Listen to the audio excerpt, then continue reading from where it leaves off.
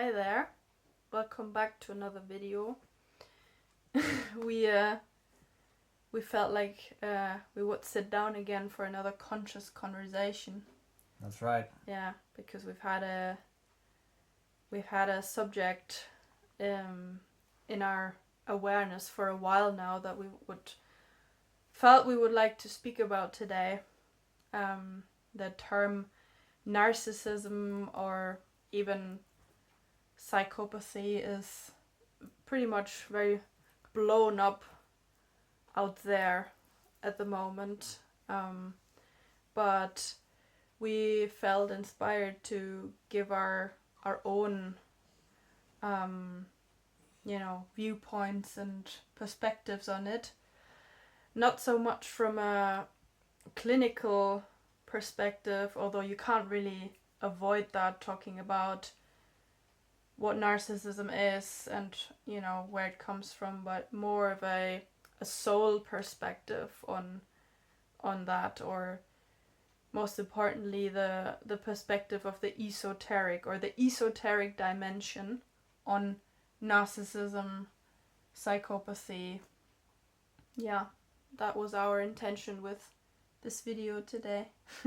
Yeah, that's right. I think it's important to touch on the superficial dimension, or superficial, is that the right word? Maybe more the clinical perspective, or like the more psychological layer, to maybe understand what narcissism is on that level. But like Sarah said, what's more interesting for us, and I think what's more relevant for people going through a spiritual awakening process or on any kind of sort of healing path or going through a healing process that maybe goes a bit deeper, that the phenomena of narcissism is important to be understood on that more esoteric plane, because it actually goes quite deep and it has lots to do with the soul, or the non-existence of the soul, and how narcissism and the way it presents itself, classically with little to no empathy, service to self, disconnection from human emotionality in the heart center, has lots to do with the soul and consciousness, and this kind of game that's being played out between light and dark. And I think that we will touch on that as well, and how experiences with narcissists, or in the extreme case psychopaths, is actually fuel for consciousness expansion and evolution, when you can understand really what it is, and how you can use these in the moment negative or very destructive experiences to actually propel yourself further in consciousness and connect to your soul and empathy even more.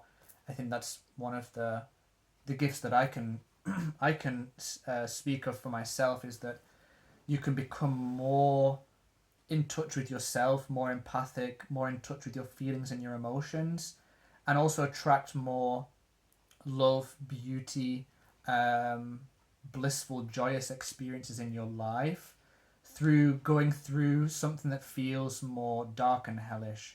Yeah. So, there's many different layers that intersect in this topic that we wanted to talk about. Yeah, maybe it's also worth mentioning that it's not just something that we observe or that we've read about, that it's very important to know that both Ollie and me, we carry with us our own experience with encounters with what we would call narcissists. I think we can both say that we both grew up with narcissistic parents, interestingly, both me and Ollie, and that I feel that on this like psychological level, it is true that it if it's not something that's being made conscious can repeat itself later in life. You know, the light that attracts the moth, so to speak. You know, you're later then more likely to attract narcissistic relationships or something like that. But more importantly, we've also, even though we've been through so much healing and so much uncovering together, we've made experiences together as a couple, encountering people with little to no empathy within our own, you know, path as a couple. We've been co-sharing spaces with only last year with someone where we actually had to get away from, and it's important maybe for the people watching this to know that it's not just something that we've picked up somewhere. It's all uniquely individual. It's all our own experiences also, and therefore giving us these like more esoteric insights, because we've encountered it actually maybe too often in our lives, what it actually is that's happening there with the soul in people like that. So maybe that's a good first thing to start off with, like what's actually going on a soul level. And don't get us wrong, we're not coming from a place of like finger pointing here and like, you know, everyone around us is a narcissist. I don't think that's what we're wanting to do. It's just a very, actually very personal, intimate and authentic sharing, also partly of trauma that we've experienced with people like that. And what our learning is or was long term. And it's not like anything to do with blame or, you know, it's the other's fault. No, it's an authentic sharing of, okay, it's not just a psychological concept, it really does exist. Everyone who's been in touch with a person like that, whether it was a co-worker, a partner, or someone you shared a space with, will know that individuals like that can actually do a lot of damage and cause a lot of suffering, you know, especially for the ones who carry a lot of empathy and light. But just to clarify that it's not our intention to speak from a place of blame, but rather than like a really authentic sharing. And so what would you say to anyone who's curious, what's going on a soul level there when we speak about narcissism, or even in the more extreme case, psychopathy? Obviously, we have this trait of zero empathy, you know, manipulation, self-inflation, you know, everyone knows about these things. But what's the soul dimension? Do you want to speak about that a little bit? Yeah, I can speak to that to the best of my knowledge, and this is kind of like information and actually personal insight that's come mostly over the past year. Like Sarah mentioned, for both of us, we grew up with narcissistic parents. For me, that was my mum, and for you, that was also your mum as the also. main protagonist, let's say. So I was in a narcissistic household up until, I mean, I was in a, you know, connection with a narcissistic mother up until only last year. You know, there was a pivotal moment where something very significant and very sensitive happened in my life, where I felt the need to share that with both my parents, and the way in which they responded and reacted to that solidified and crystallized in my consciousness the level of malevolence and lack of empathy that this person actually had and always had I'd been aware of it for a very long time. I'd just been in a state of denial, really. And since then, and living on a farm in Ireland, where Yeah. the farm owner turned out to be, a narcissist. I don't know if I would go as far as to say psychopath, but it was bordering on like the psychopathic level. Yeah. From Maybe. what we saw, but Yeah. I know you kind of want to go into the soul level, but I just Yeah. wanted to give some Of course. some Yeah. context maybe to the experience. Yeah, that experiences we've context had. is very important. I just wanted to add that maybe some people ask themselves what's actually the difference, I don't feel personally there is much of a difference, when we talk about narcissism or psychopathy, because I feel that the foundation is the same. Mm-hmm. We can talk about the psychopathic serial killer, but in essence, the which is an extreme manifestation, of course, but in essence, if it happens to you in your everyday life or your next door neighbor, narcissistic personality disorder is the foundation of that is the same. The one can become the other if it manifests itself to an extreme way. But I feel it's important to understand that the foundational dysfunction in both is the same.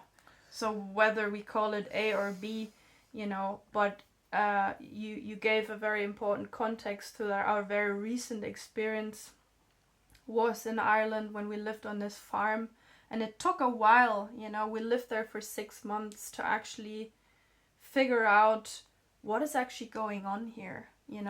What is this hell we're in, not for us personally, but that this person has created for themselves. It took us around 4, 5 to 6 months to actually really acknowledge to ourselves, hey, this is what's going on here, and we can no longer deny it. And that's maybe also part of the inspiration for this video. But please go ahead. We were at the soul level. Yeah, I think what you said there also leads on to nicely talk about the foundation being the same between narcissists and psychopaths. To me, the psychopath is like the narcissist pushed to the extreme. That's it. Yeah.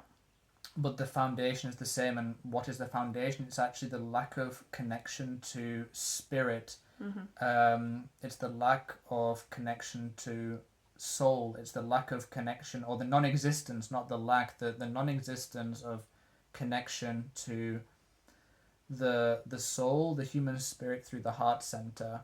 Yeah. Essentially, these people, through soul loss, and this soul loss can come about via many different ways and means. It can also be as a consequence of trauma. Often you will find narcissists and psychopaths come into existence because of very severe trauma or a very extensive history, like family history of trauma. And this, if not addressed consciously, can lead to this soul loss, either when that person is born. I do believe personally, some people might disagree with me, and of course this is just my intuitive insight and also through my own personal experience, that I believe there are some people that are born without a connection to a soul. There are some people who are born without connection to the heart, that don't have capacity for empathy from the get-go. There are some people who will be born who do have a connection to the soul, but that it's hanging on by a thread, and all it takes is just one trauma or to be born even into the household of someone who already is a narcissist. Like I know in my ancestral case that my mother, who was a narcissist, was born into a narcissistic household. So my grandmother was also a narcissist, and it's that environment in people who already have that very thin slither of connection to the soul, that kind of abuse from a narcissist who's already here as a human being, for them as a child, can be just what it takes in combination with another trauma to completely sever that connection. And then what is left is essentially a human being that is There's a shell. driven, motivated purely by psychological impulse, that they are instinct-based, instinct-driven. There are, you know, the basic like psychological pathways or neurological pathways and impulses in place, instincts for that person to survive and continue, you know, their life in a human way, you know, to meet their basic needs in order to make it. Yeah. But instead of a soul being the driving factor, you have something malevolent in its place, because at the core, almost exclusively with these people, they're looking to manipulate. They are incredibly like aggressive, hostile people. They will find any excuse to make you feel small, to keep you controlled. You know, their reign, so to speak, is carried out through this like quite sophisticated network of control, which they operate and enforce using shaming to people. Compulsive lying. Compulsive a big lying, one that yeah, we've for noticed, sure. for example, with this most recent experience, that we figured out at some point that we were constantly lied to by an adult man, and that it was part of the imagery, actually, that's like maintaining this image that the narcissist wants to like present, and the lying is part of like maintaining that. So yeah, I'm sorry. No, it's okay. No, feel free to add anything that you want to at any point. This lying acts for sure as a screen, or the way in which these people are kind of like chameleons, like they're able to change the way in which they project an image of themselves to the world. They're able to convince people who maybe aren't aware enough yet that they are one way when they're completely different. Like I know for my mum, on the surface level, you might think this is a person who's like really caring for her children and will do anything for her children. She'll like, you know, do all these nice things for you and go out of her way for you and take you on trips and holidays and buy you nice things and bake you cakes and you know, things like that. Yeah. And that she'll always be a person who's smiling and always someone who's positive and you know, someone who also wants to project an image of like innocence, like they're innocent, they could never harm anyone, you know, that there's not a bad bone in them. But you know, in my experience of growing up with this person and taking abuse from them basically for you know over 20 years, I can say without a doubt that's just an elaborate relatively sophisticated psychological front that this narcissistic entity, which we can get onto, what is it that's really at the core, if it's not a soul, if it's just psychology, you know, this entity in her has invested its resource into making this kind of like elaborate kind of like spider web, and creating this image and being, you know, deceptive to actually hide something that's much more malevolent. And you know, for children who are in households like that, you know, you're held captive, you know, like you're really like taken to be a prisoner or some sort of slave, really, to sort of meet the needs of this entity, this demonic force. to meet their energetic demands, essentially they're kind of feeding off you. Yeah, also that's another when you important one. get close enough to one of these people, if you're unfortunate enough to have been in a relationship with a narcissist or been brought up with a narcissistic parent, you're almost constantly depleted. They want to keep you in a state where you're like always anxious, always stressed. You're afraid to express yourself, to have any individual choice, and there's a very dark and malicious reason as to why they do that, because when you're held in these low vibrational states, not only can you not escape their grasp until you're awake enough to see the monster and just cut them out of your life, but being in that low frequency state, you're generating a certain energy that, like any other demonic entity, whether that be an astral reptile entity, or a grey, or a tall white, or any other malevolent entity, they really want to keep you in these low frequency states because that's energy for them.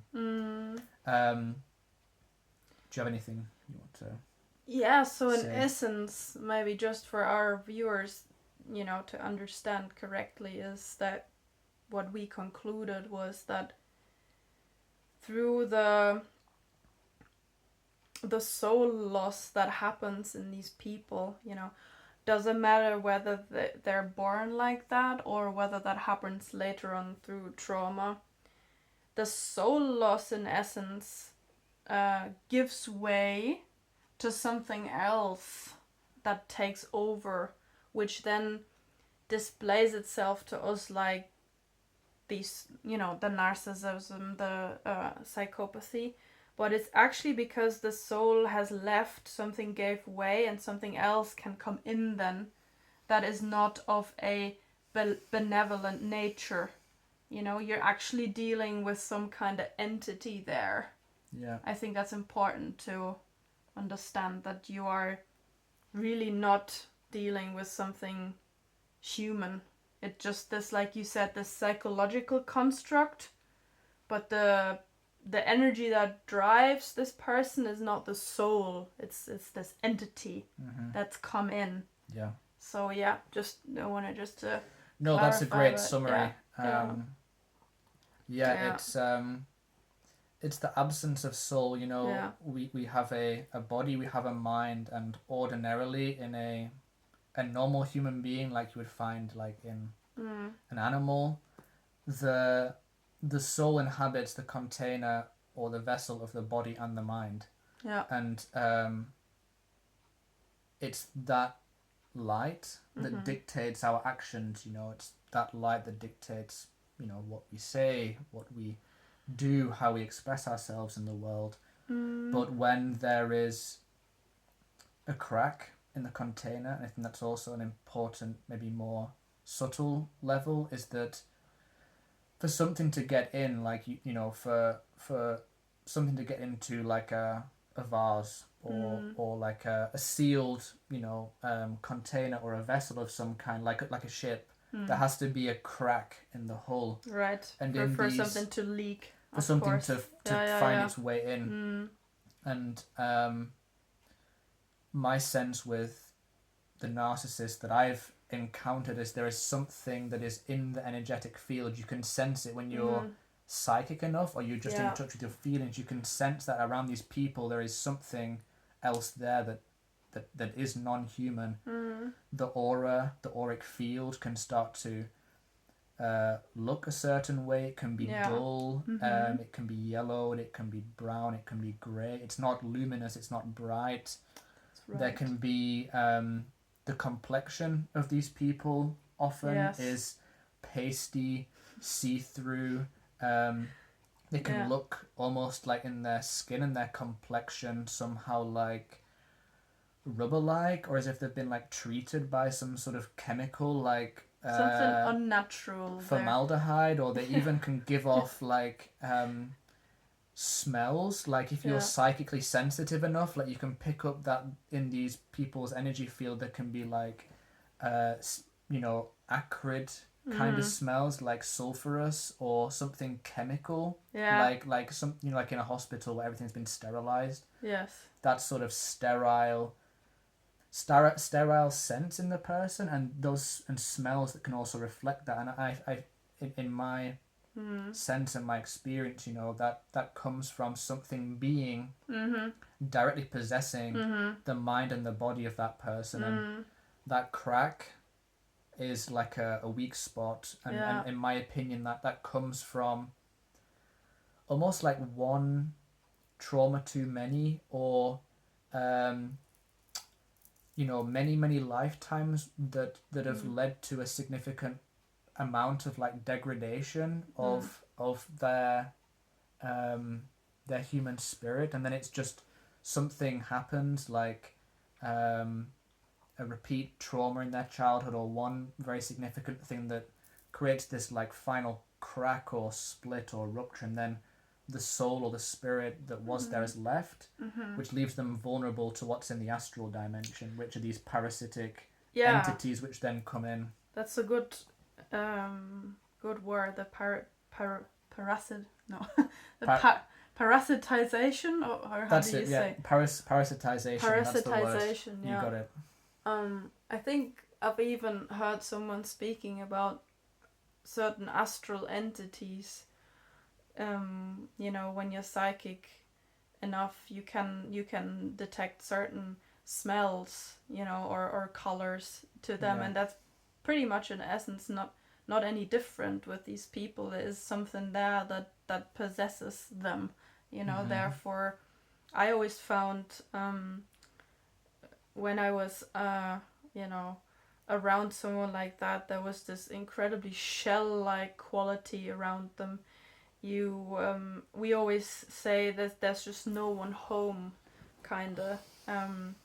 Towards the end, with our farmer we've been staying with, we've actually had conversations with him because we needed to confront certain things, how we actually felt living there. And when we sat around this table, you could sense that the quality of when you look into these people's eyes, there's just no one home. It's like, I always call it like it's void-like. Yeah. You feel like you're interacting actually with something quite void-like. Like you're speaking into empty space. Into speaking into empty space. It's just like disappearing into like nothing. It's been swallowed by the dark, and that's, I guess, why many people say whenever they try to make a change with people like that, or try to address something, it's always pointless, because there's nothing they can even change.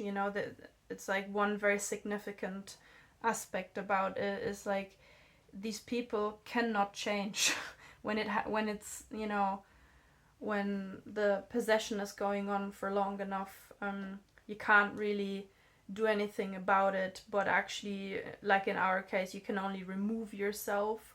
Or if you've grown up with a parent like that, like in both of our cases, we've had to go through many cycles of painful, repetitive patterns with them to then realize the only thing I can do is I can only drop this person entirely in order to actually live a good life, and I'm sure that the people watching this who've had relationships or encounters with narcissists can confirm that you can actually only remove yourself, because there's nothing you can really do. There's nothing to sort out with them. There's nothing you can change. There's nothing you can heal. I think that's why so many people, when they are unconscious, they remain in relationships like that longer than necessary, because there's something unconscious within them that thinks they can heal something within a person like which that. Which we've done also. Which, with our own parents, we've done that, but it also, now that we talk about it, evokes anger within me. And that's also something I find worth talking about, that this whole compassionate root in our society is way too inflated, meaning there's still too much compassion with people like that. Oh, we must understand them too, they have their trauma, yada yada.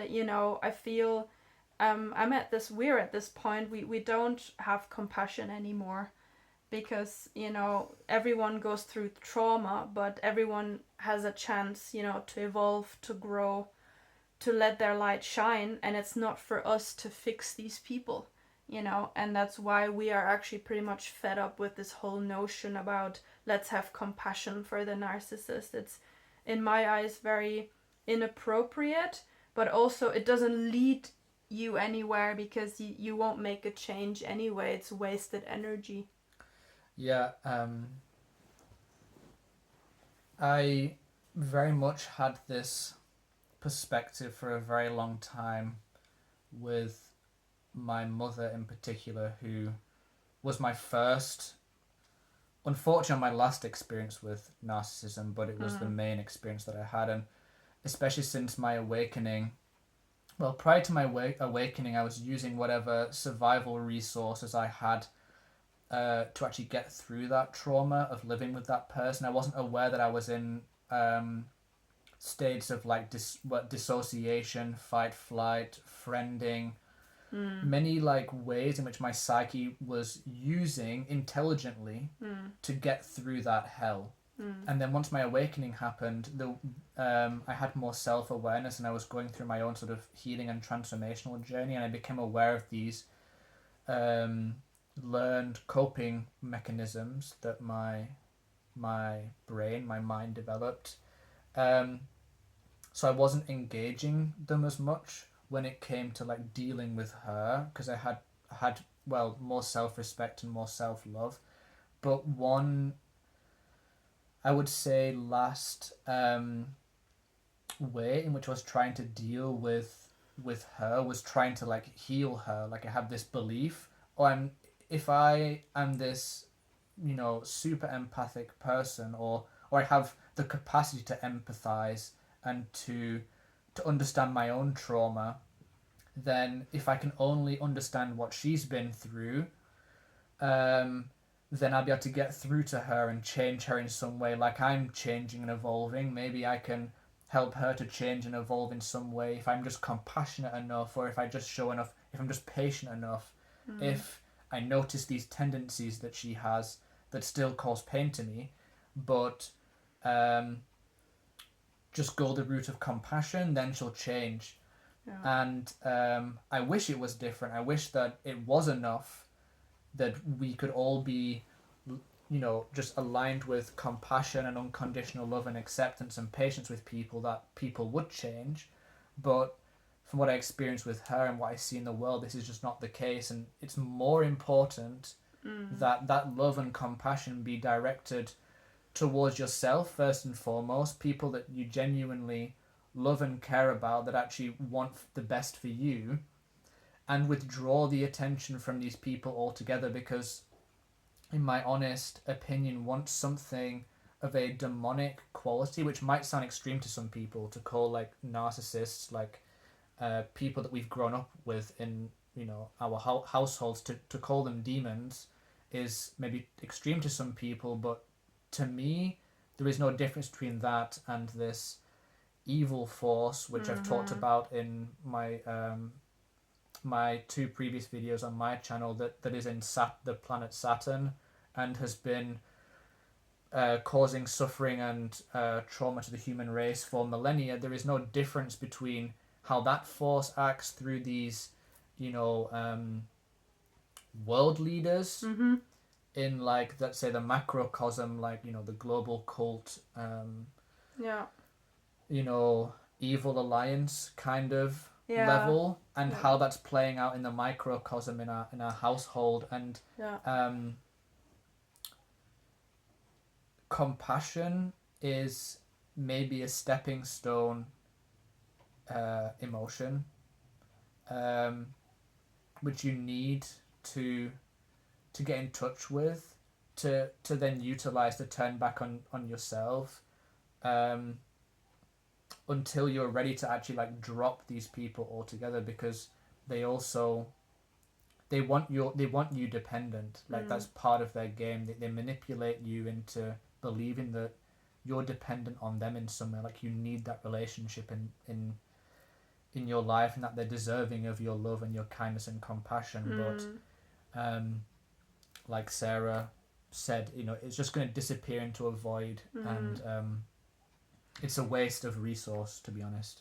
Yeah, I found it a very important line you've drawn between the micro and the macrocosmos, that what we experience in our everyday life with our everyday narcissistic neighbor is not any different than what we're experiencing globally.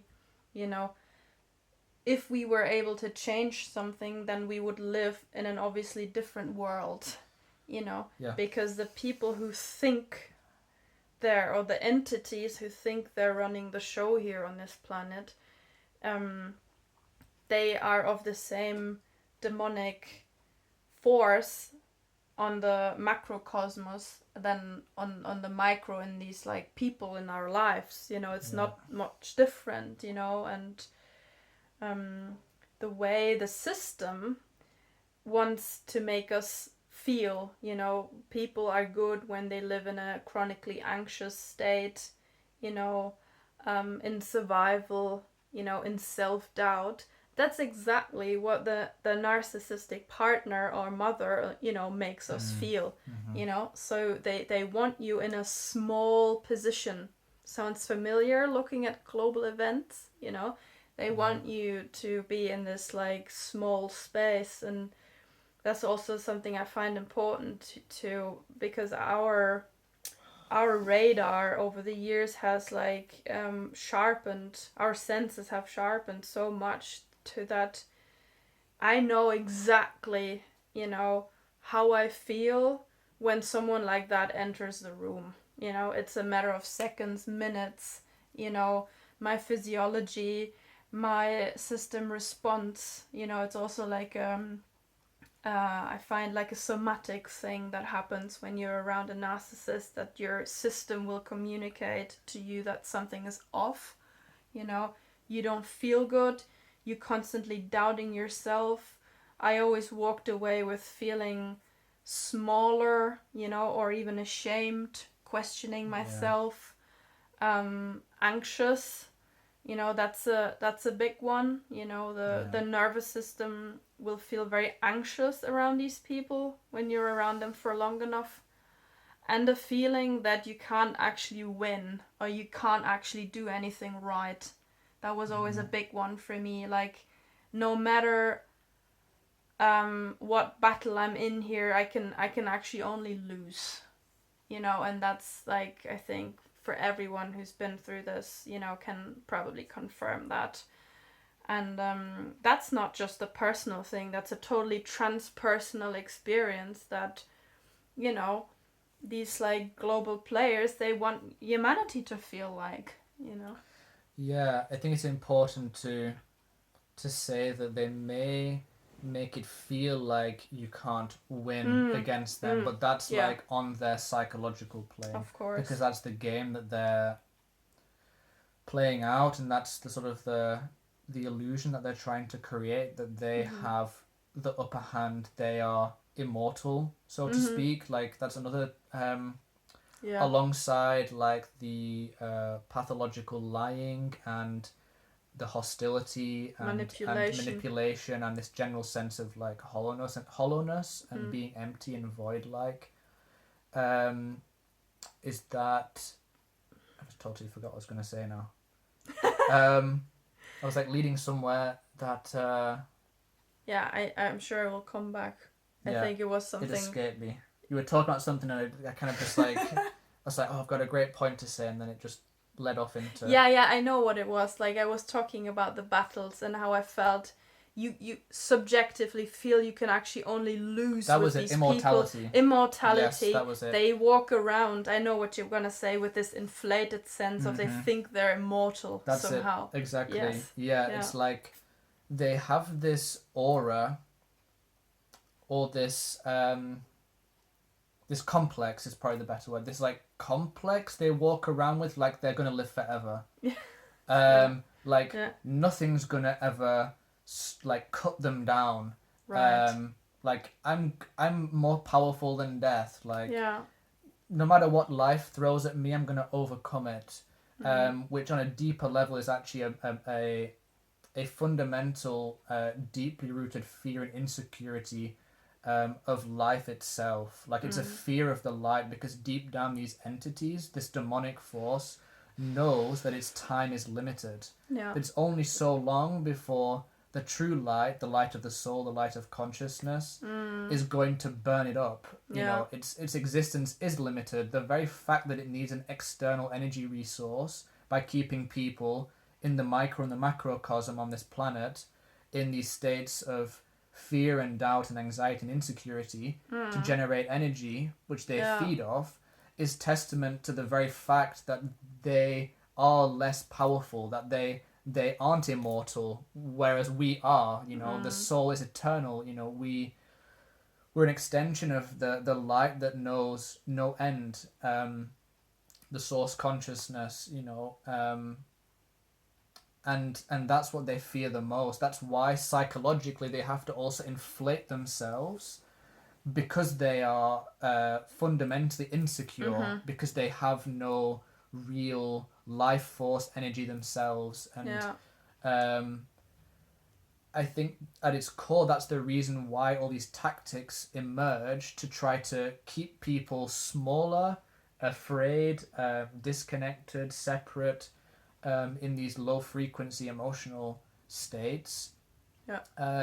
Because they need to find a way to take advantage, because otherwise the game's up. And I think there's a turning point now, especially, where more and more people are talking about this phenomena, talking about narcissism, talking about psychopathy. It's becoming more and more apparent that, like, the people who are supposed to be looking out for the human race and guiding us, whether that being governments or any other corrupt institution, are actually all narcissists and psychopaths possessed by these entities themselves.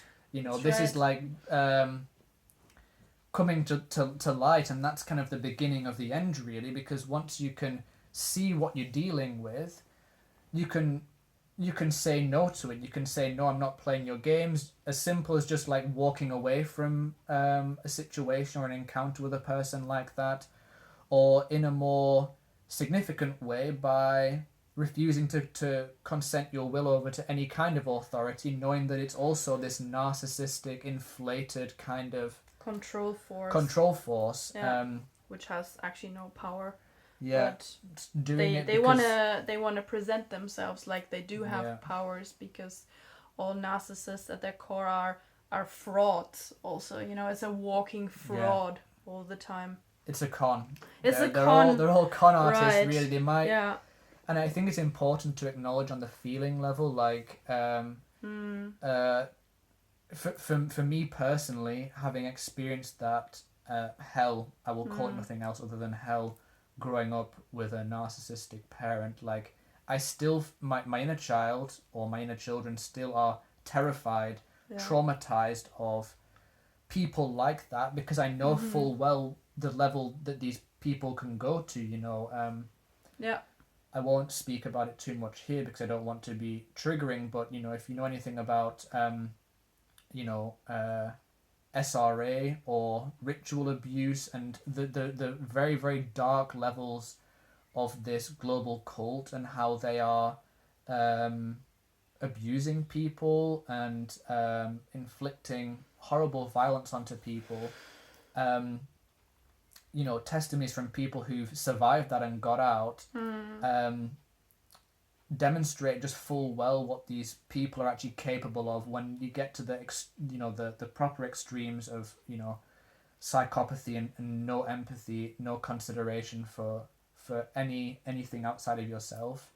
So there is like a very sensitive emotional dimension to this topic also, like, you know, I'm not... Yeah, and it can be triggering, I don't want to present like, oh, I'm like, I've overcome all narcissists and they can't touch me and stuff. Like, no, my daily experience is one where I still feel residual shame. I still feel lots of terror and anxiety in my nervous system because of what I experienced over all those years. And I'm still going through my healing process. And we become less human if we also deny our vulnerability. And Of course. it's not less powerful to also acknowledge that, like, yeah, we feel traumatized by these people. They've made us feel absolutely terrified, and they've tried to step on us. And for sensitive humans who have a heart and empathy and are oriented with love, that's a hard burden to bear. Yeah, it's true. It's not like we're totally at peace with everything every day. I think the main residual emotion that lasts for me is this like zero tolerance rage. Like when you've encountered that many times in your life, this sort of energy possession, then for me it's this like like a zero tolerance and a massive justified anger also very much so, at that. Yeah. And I just felt like, because it's so worth mentioning, maybe towards the end of our video, unless you have some more significant, important things to say, that maybe what happened in our case, or happens when you do confront these entities, like in our case on the farm last year, we were living with this feeling for a while that we didn't feel good there. We were in a very hostile field. We were made to like feel bad all the time. We were made to belittled. We couldn't do anything right.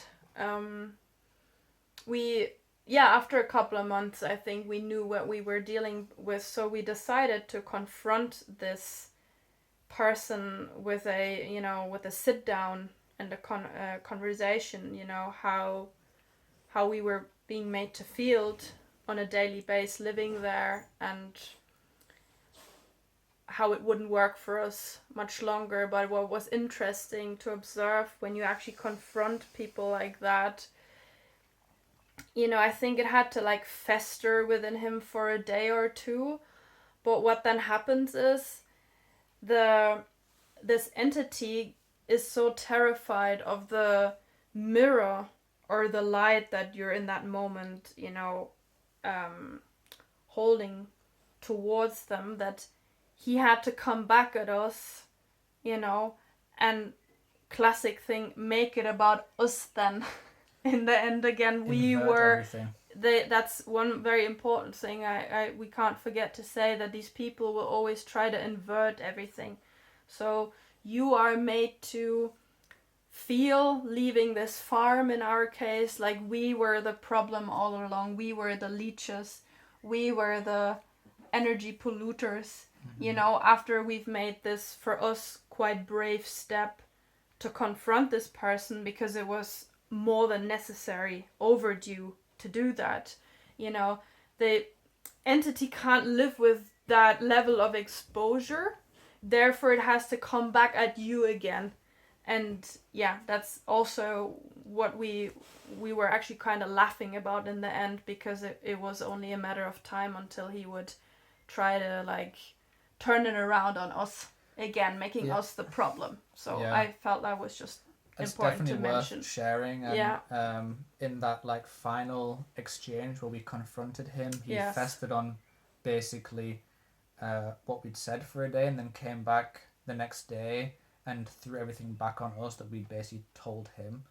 So also like in a way very idiotic, like it just shows more the narcissism. I mean, he was kind of confirming, this like gaslighting, Also, it's a very low level of intelligence too, because it was like, well, he couldn't come up with any argument to defend himself because he knew that he had none. Yeah. So he just basically took what we said and inverted it and like threw it back on us. And in that moment, it required quite a bit of resolve to see what was happening and then to hold strong. And I think the last thing that we said to him was that, we know what you're doing here right now, kinda. You're You know? using these strategies and these words to make us feel small and ashamed, where it's actually you are the one who feels small and ashamed. And that was like, I think, the final remark, and then he just basically was just like frozen, glitching in our doorway, and then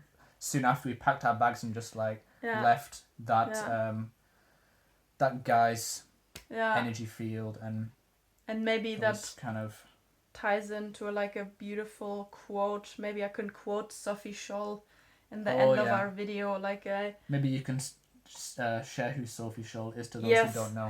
For everyone who doesn't know Sophie Scholl, she was in the Nazi Germany time in the 1940s. She was alongside her brother and other members of a group called the White Rose. They were resistance fighters, with peaceful means like leaflets, wanting to make people, especially students at the time in Germany, Munich, aware of what was going on, with Nazi Germany and Hitler, and they wanted to expose the psychopathy in that. And in the end, they, for their glorious and profound acts, they were actually executed. But she said, when they were on trial, she said something that I will always remember. Today, it's you who hang us. Tomorrow you will be hanged. And that's kind of how I feel with entities like that. In making us, you might even destroy our bodies today because you're so scared of us that you have to get rid of us, with the White Rose's execution. But on an energetic, esoteric level, she's absolutely right when she said, and literally, tomorrow you will be hung, and that will always stick to me somehow, to end it with powerful with Sophie Scholl, quote and story of her and other light workers. It's something I feel we're being called also as a collective right now to take a stance against this, to speak out against it, to acknowledge the trauma and the vulnerability that also exists there, that have been caused by essentially this demonic force through these possessed people, and to unite together in the microcosm with the people that we love, but also around the world with other people who are also, shining their light on this darkness right now. And, Sophie Scholl is, a great example because, she met death in a way in which this force could not meet death because they're terrified of it. She held strong to her truth until the very end, because she knew that it was coming from a place of truth, of love, love for her fellow human being, and could see that these Nazis embodied anything but that. So it was worth dying for ultimately. Whether we have to go that far right now, I don't know. Maybe we don't have to go that far, but it's a good example, and maybe a good point to end on. And ultimately this challenge that comes from encountering like evil or narcissism or psychopathy, it's ultimately here for consciousness to grow and evolve beyond. It's only been allowed to exist for as long as it has because there is some evolutionary benefit that the one being has in allowing it to exist, because anything that exists is only in existence because the one being allows it. So the light has already won. I like that. The light has already won. That's right. Okay, well, I think that kind of wraps it up. We've said we hope what that we wanted to say. We hope that we could give a few insights into this not just clinical phenomena of narcissism, but also the even more important dimension, the esoteric, the soul level. Yeah. And I'm sure that many of our viewers, maybe otherwise they wouldn't click the video, can find themselves even in what we shared and with their own experiences. Yeah, and maybe one final note, if like what we've spoken about today could be kind of triggering for people watching, if you've experienced this kind of like narcissistic abuse or been in relationships with people like that, you know, just take stock of maybe what this was brought up for you, maybe how you're feeling, check in with yourself, and just be loving, kind, and compassionate with yourself, and knowing that you're not alone. Yeah, know that you can recover and heal from Absolutely. these experiences. You're not alone. Many people have experienced it like we have, and it's challenging. It's not easy to have made these experiences and to have to, you know, process these kind of emotions, but you can do it. And, you know, if you want to look for like resources that feel aligned for you, maybe to help with, you know, this healing process, then I would advise that, or you know, someone close maybe you can confide in or talk about these things with. That's very important.